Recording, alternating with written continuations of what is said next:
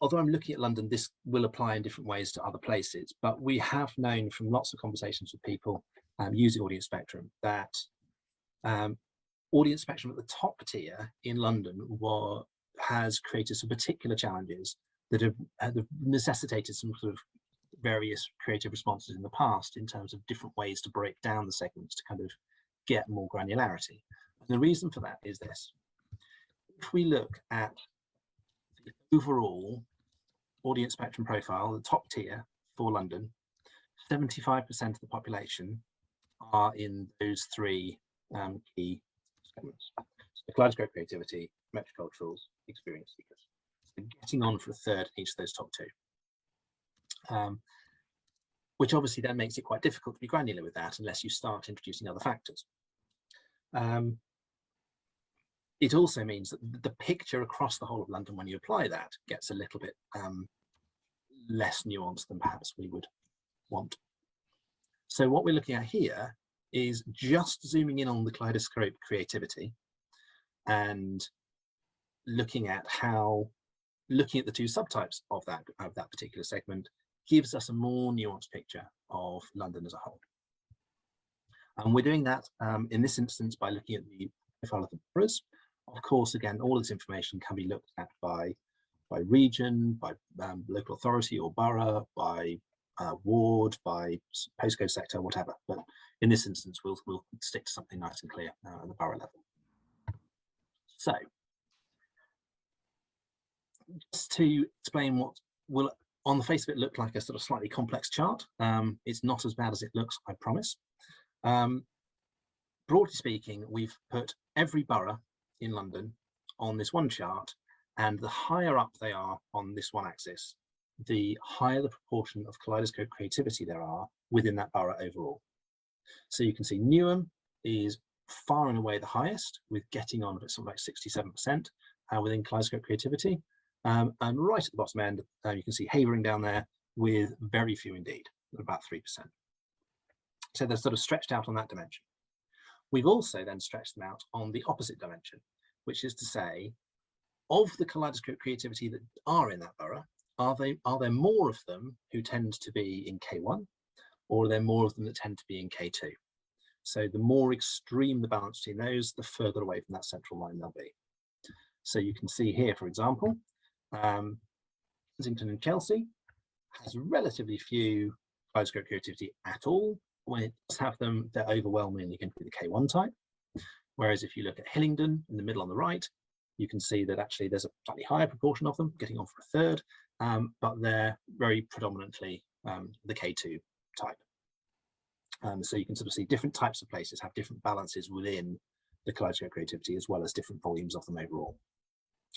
Now, the third dimension we've played into this is to highlight the places where kaleidoscope creativity is the dominant segment. So it's the biggest single top tier segment for that borough, and those are the dark dots. And then the medium dots are where it's still quite a big part, you know, it's at least half of the whatever the highest one is. And then there's all the others where it's not such a big deal. So this is where, if you want to place your bets about where each of the London boroughs are, now's your chance to kind of predict your local one if you're a Londoner. And this is how it works out. So what we see is there's a really big cluster in the top right here. So generally speaking, if a borough has more kaleidoscope creativity than anything else, and really high levels of kaleidoscope creativity, generally speaking, it's the K2 type.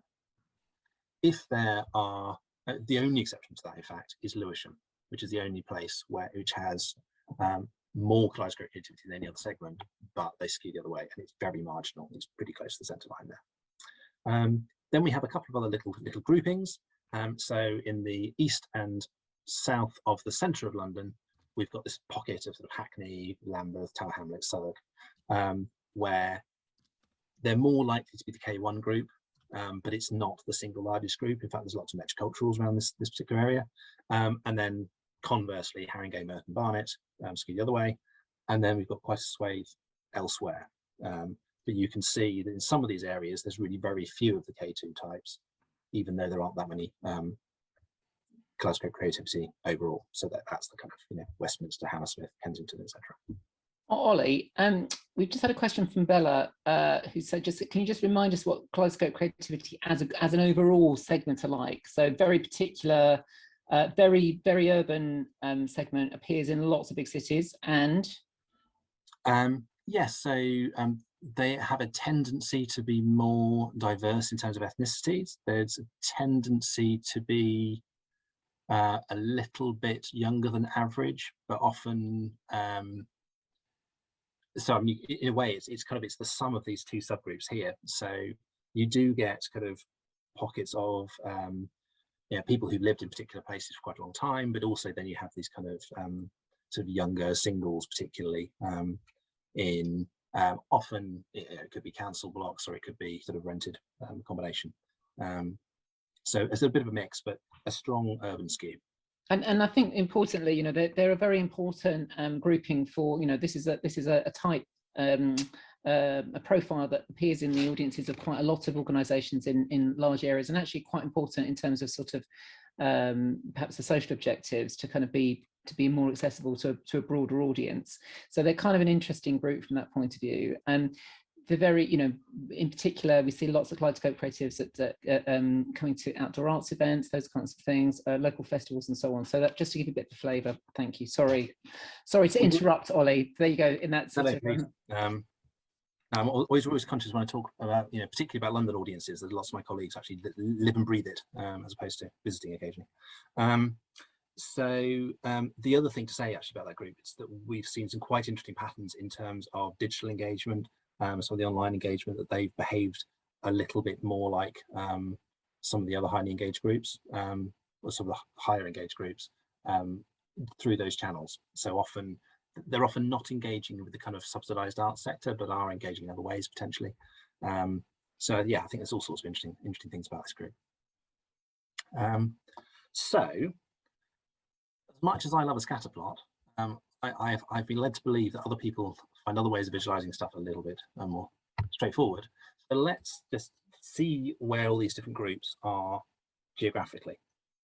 So these are the same categories we talked about before. So the bold ones are the darkest, the palest ones, obviously the ones that were at the bottom. And what we can see is very much a strong inner outer London split. So more of the K1s in inner London, more of the K2s in outer London. But there's also clearly quite a strong east-west gradient as well, particularly the centre. So we get these kind of quite striking stripes, which is why Lewisham stuck out as that kind of real exception, because it's on the eastern end of that kind of central grouping, and indeed very, very close to that central line.